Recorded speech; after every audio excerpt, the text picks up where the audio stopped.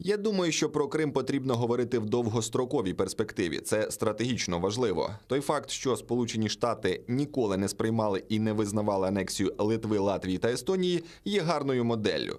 І нам потрібно робити теж з Кримом. Кожен, навіть найменший аспект, будь-які місцеві вибори або коли росіяни зі своїми кораблями заходять в кримські порти, ми повинні миттєво реагувати, визнавати власників суден контрабандистами і декларувати, що Крим – це не частина Росії. Ну вот два варианта. Один, если мы перенимаем опыт Азербайджана, мы соглашаемся на частичную деоккупацию полуострова. Возможен ли это вообще такой вариант?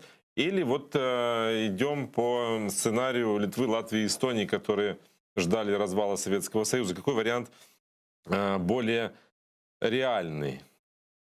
Пане Романе, ми можемо говорити про історичну перспективу звільнення окупованих районів Донбасу і анексованого Криму. Тільки історичну перспективу, власне, коли йдеться про військові шляхи. Тут я хотів би додати пану Ходжесу навести приклад чи Німеччини.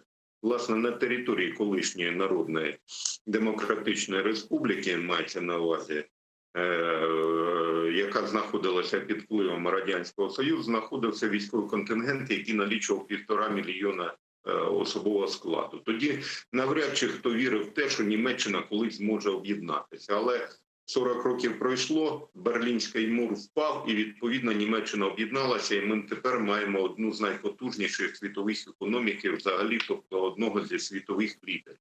Я хотів би Ходжесу нагадати історичний приклад Франції, повернення Ельзасу і Лотарингії. Тому приклад Латвії і Литви і Естонії, він має сенс, але, скажімо так, варто все ж таки дивитися на більш глобальні історичні приклади.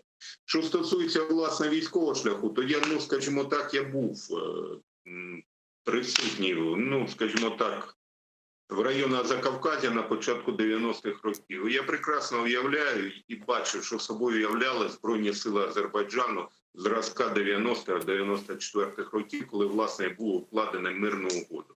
Але пройшло 30 років, наразі азербайджанська армія – це одна з найпотужніших армій того регіону, оснащена надсучасною зброєю. От вам і відповідь.